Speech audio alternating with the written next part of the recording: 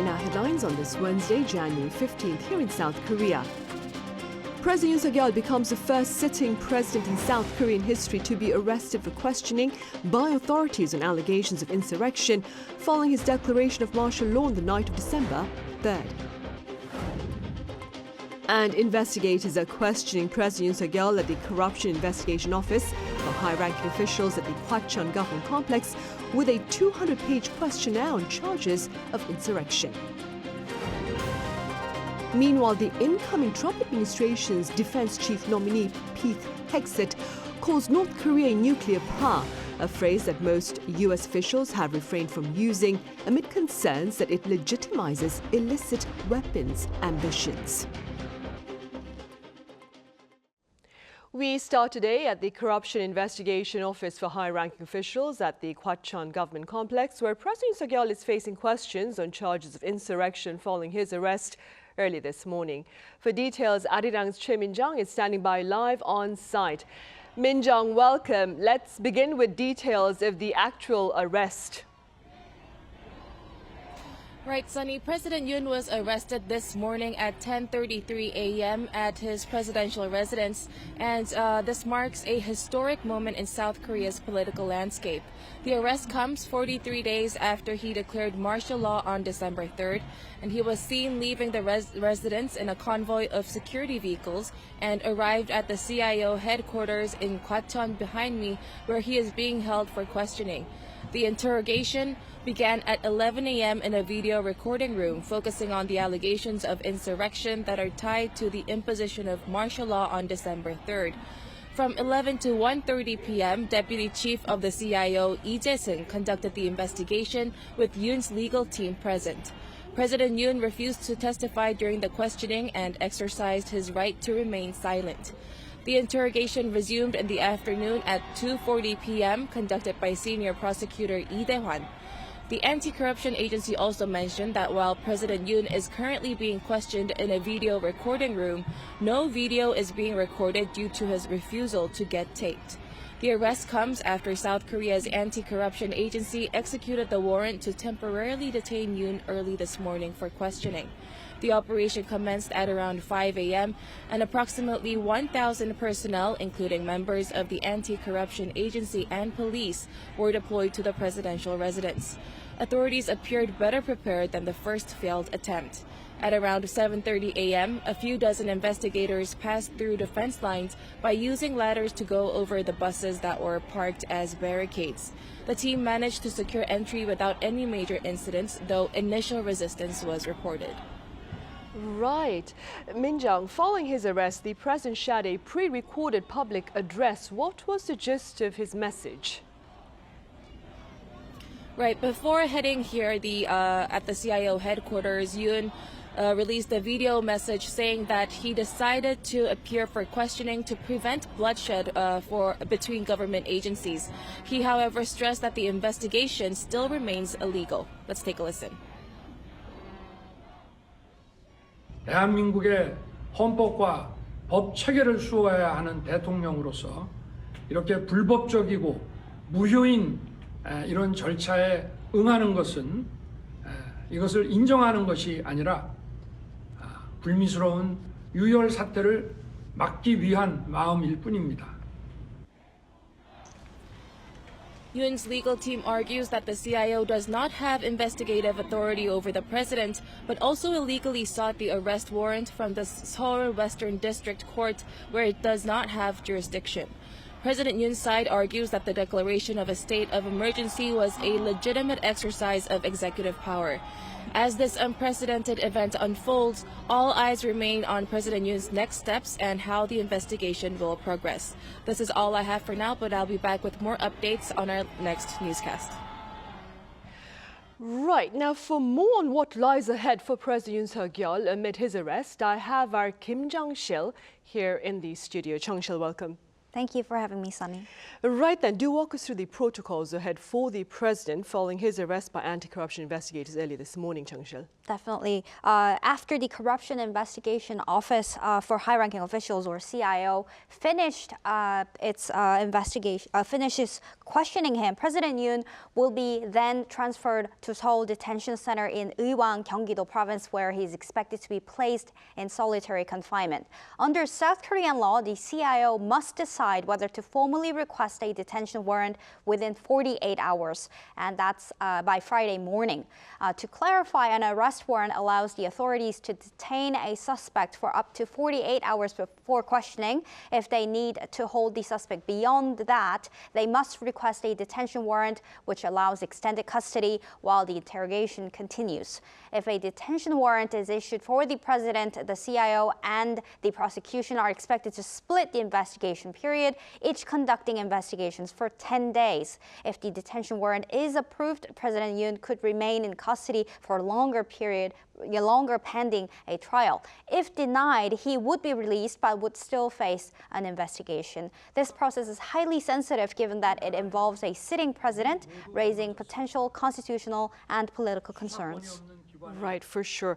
Changshil, now along with the investigation into insurrection charges, the president also faces an impeachment trial, and a second hearing is scheduled for tomorrow. Will he be able to attend tomorrow's session, do you think? Sunny, that is a critical point.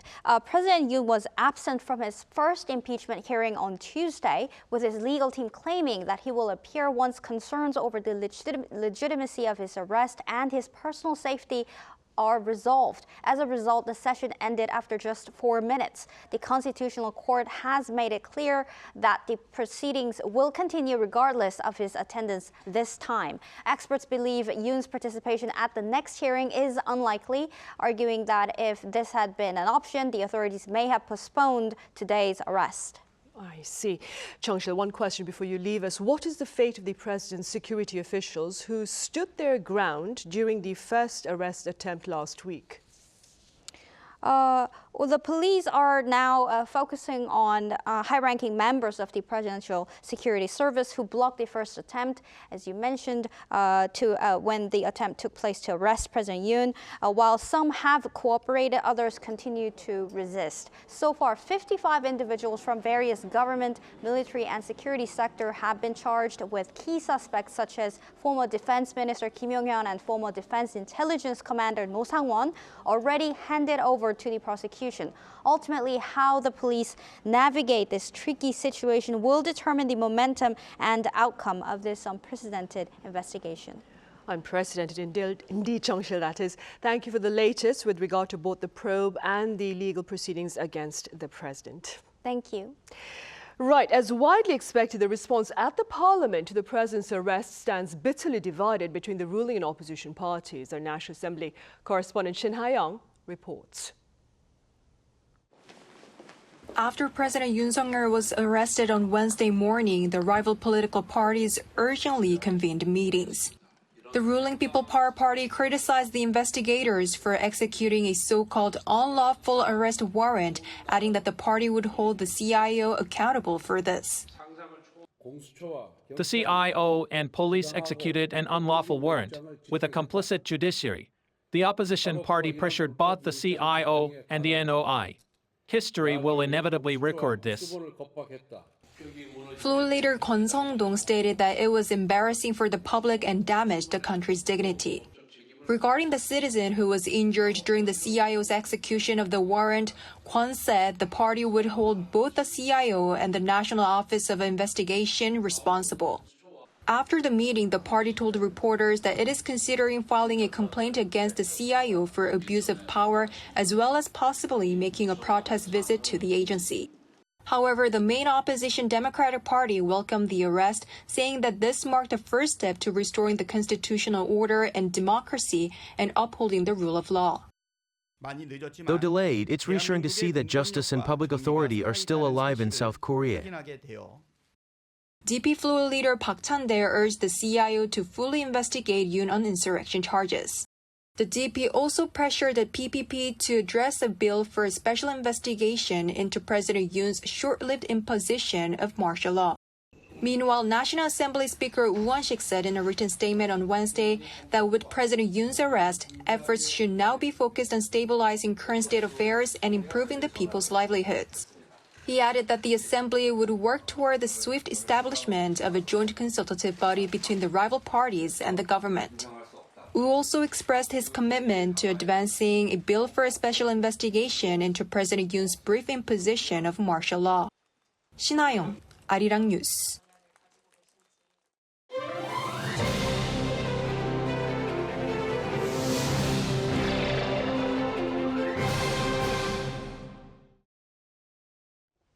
The incoming Trump administration's defense chief nominee Pete Hegseth has said North Korea, has called North Korea, that is, a nuclear power.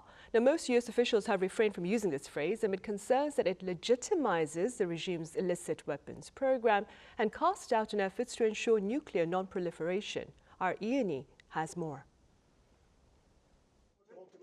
U.S. President-elect Donald Trump's nominee for U.S. Defense Secretary Pete Hegseth described North Korea as a threat to global stability, calling it a nuclear power. Hegseth made the comments in reply to advanced policy questions submitted to the Senate Armed Services Committee ahead of his confirmation hearing for the role of 29th Secretary of Defense. Hegseth wrote that North Korea's nuclear weapons, missile development, and growing cyber capabilities threaten stability in the Korean Peninsula, the Indo-Pacific, and globally. He added that the threat is especially concerning due to North Korea's proximity to U.S. allies hosting American troops, and if confirmed, he will request both classified and unclassified briefings on the DPRK threat. His use of nuclear power differs from the term nuclear weapon state under international law, as it includes countries with nuclear weapons that are not officially recognized as countries with nuclear weapons. With him potentially running the U.S. Department of Defense, overseeing over 3 million people and a budget of nearly $900 billion, Hegseth's remarks signal a clear recognition of the threat posed by North Korea's nuclear capabilities.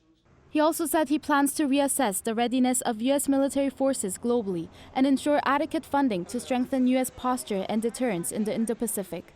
This suggests the Trump administration may seek higher defense contributions from South Korea for U.S. forces stationed in the country. Regarding China's military threat, Hegseth emphasized the need for greater global burden sharing, along with increased investment in the U.S. defense industrial base.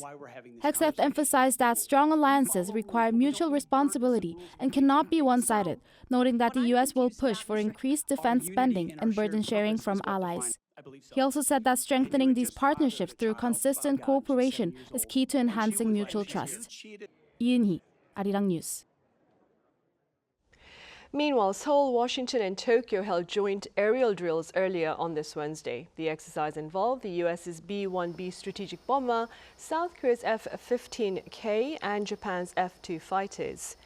According to the Defense Ministry here, the drills come as part of efforts to counter North Korea's evolving nuclear and missile threats, including its most recent series of ballistic missile tests. In the Middle East, U.S. Secretary of State Antony Blinken claims Israel and Hamas are close to a ceasefire deal for Gaza and that the ball is now in the latter's court. Our Lee Sing-jae explains. After over a year of fighting, Israel and Hamas may finally agree to a ceasefire deal. According to U.S. Secretary of State Antony Blinken on Tuesday, a ceasefire deal is closer than it's ever been before. Over the past several weeks, our intensive efforts have brought us to the brink of full and final agreement. On Sunday, the United States, Qatar, and Egypt put forward a final proposal. The ball is now in Hamas's court. If Hamas accepts, the deal is ready to be concluded and implemented. I believe we will get a ceasefire. Speaking at the Atlantic Council in Washington, the top U.S. envoy also laid out the plan in which he says a reformed Palestinian Authority would lead Gaza and bring in international partners to help establish and run an interim government. Blinken added that the Biden administration will hand over the post-war management plan for Gaza to President-elect Donald Trump's team. This would include details of an interim security mission, including international forces and Palestinians. The Associated Press says that Hamas has accepted a draft agreement for a ceasefire, as well as the release of dozens of hostages. According to officials involved in the negotiation, the talks are in their final stages. The call for a ceasefire is also coming from a small number of Israeli soldiers who are refusing to fight if a ceasefire agreement isn't reached. Some 200 soldiers signed a letter vowing to stop fighting if the Israeli government didn't secure a ceasefire. The troops say they want others to come forward. Speaking to the Associated Press, a number of soldiers said the declaration comes as Palestinians were indiscriminately killed during the 15-month-long conflict, with many soldiers being ordered to burn or destroy homes that posed no threat. Meanwhile, on Tuesday night, thousands gathered at Tel Aviv's Hostages Square, a public plaza located in front of the Tel Aviv Museum of Art, where families of the hostages taken during the October 7, 2023 attack have made camp. Protesters sang and played music on stage, with those present anticipating a ceasefire deal that would finally bring back their loved ones. 94 hostages are still being held by Hamas since being taken on October 7, 2023. The 15-month-long conflict has also led to the death of over 45,000 Palestinians. Lee Seung-jae, Arirang News.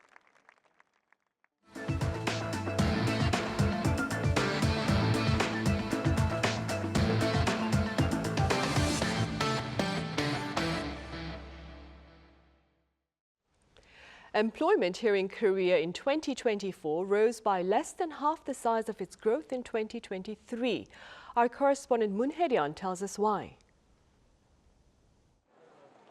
South Korea's job market saw a sharp decline in growth last year, with December marking the first employment figure decrease in more than 3 years amid political instability in the country. According to data released by Statistics Korea on Wednesday, the number of people in employment in 2024 increased by just 159,000 compared to the previous year, reaching just under 28.6 million in total. This figure is less than half of the 327,000 jobs added in 2023, highlighting a significant slowdown for the labor market. It also marks the smallest annual increase in employment since 2020, when the COVID-19 pandemic led to job losses. Job growth rebounded in 2021 and surged in 2022 to mark the biggest gain in 22 years, before declining in 2023 and again in 2024. The construction sector saw the largest decline, losing 49,000 jobs, the steepest drop on record.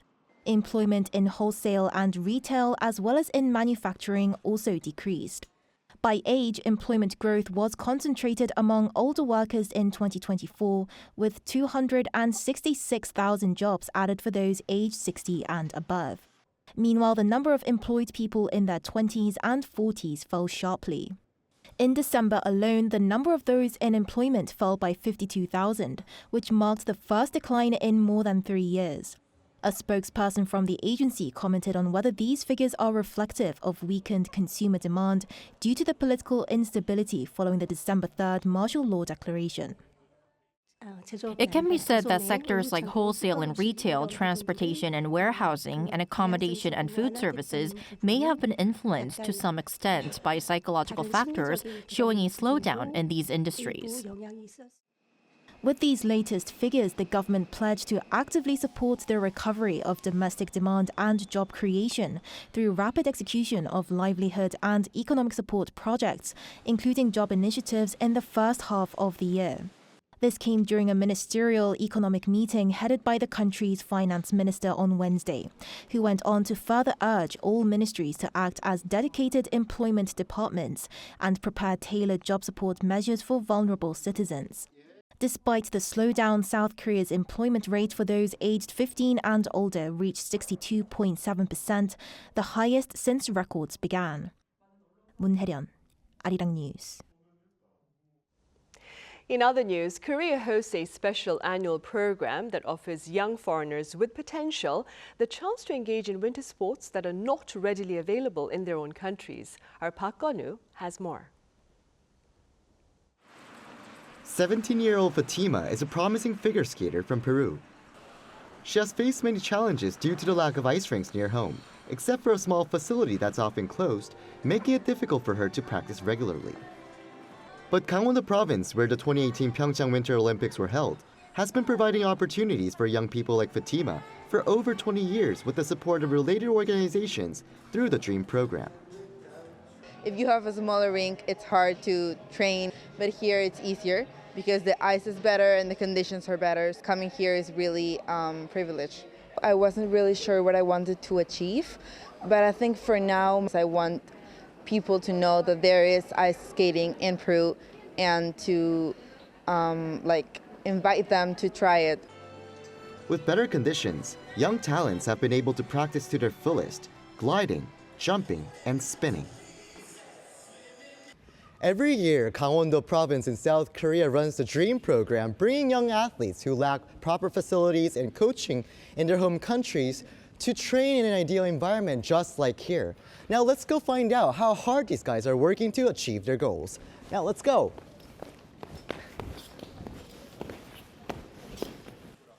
Professional coaches also help participants train for short track, helping them give their best effort and skate at full speed. Ski slopes covered in heavy snow are also offering unique experiences for those seeing snow for the first time. This snowing is very brilliant and very cool, and this is the first time we come to snowing, so very interesting. Very cool and very many experience the winter season, and thank you so much. Get Olympic medal, Winter Olympic. Participants have steadily become used to the snow to the point where they could tackle steep slopes on their own. And despite the heavy snowfall on the day and falling during practice, they got back up right away. Since 2004, thousands of participants from around 100 countries, including Uganda and Guatemala, have taken part in the program, with hundreds advancing to international sports competitions. This year, over 120 people from around 28 countries participated in the 2-week program. These young talents will be returning to their homes next week, carrying with them the dreams of one day becoming winter sports stars representing their countries. 박건우, Arirang News, Pyeongchang. And on the K-pop front, BTS's JHope is poised to embark on his first solo world tour next month. The tour will take him to 15 cities for over 30 shows on stage. It will start here in Seoul on February 28th, and tickets have already sold out. Meanwhile, his concerts in North America will begin in Brooklyn in New York City on March 13th. He's also looking to make new history as the first Korean solo artist to perform at the BMO Stadium in Los Angeles in April.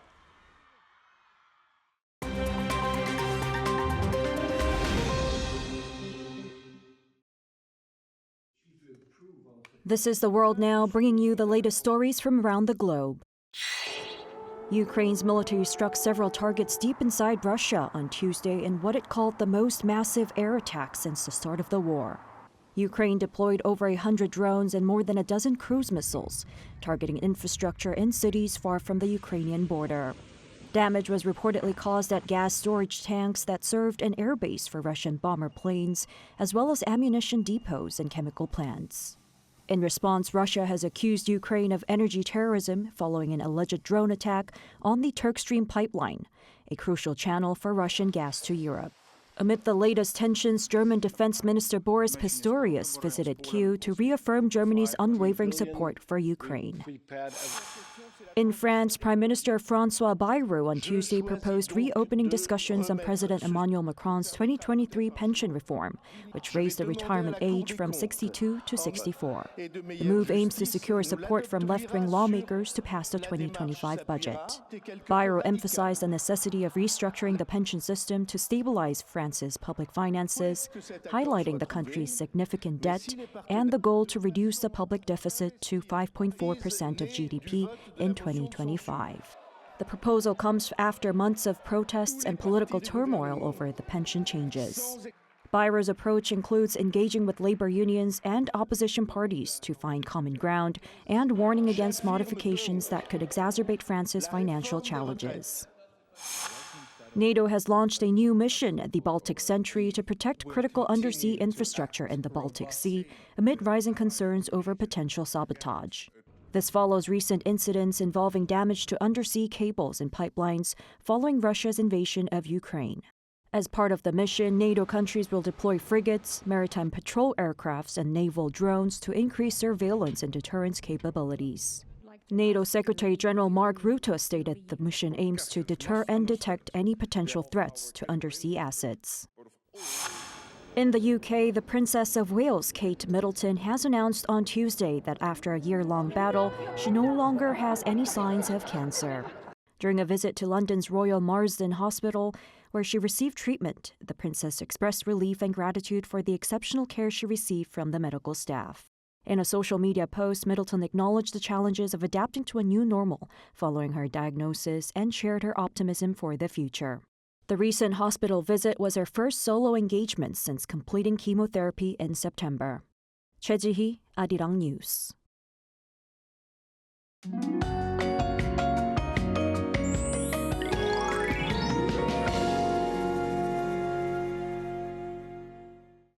This morning, the feels-like temperature in Seoul plummeted to -11 degrees. Even during the day, the temperature only rose to -1. This cold spell will continue tomorrow morning with -5 degrees Celsius in Seoul, very similar to today. In addition, there is no forecast, mainly in western regions, including Seoul tomorrow. A dry weather advisory is still in place for the East Coast areas due to extremely dry conditions there. Please be careful not to cause any wildfires.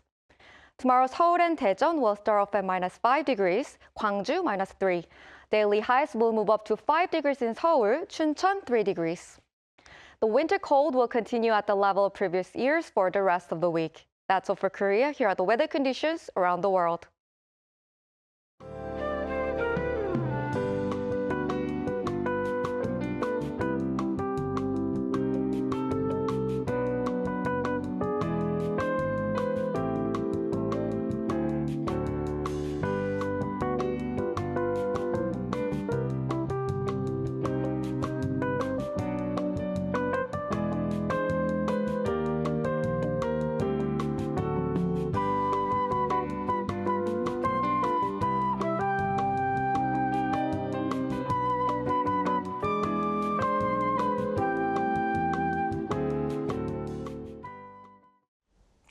Those are the headlines at this hour here in South Korea. Coming up right after this break is our daily panel session. Do stay with us.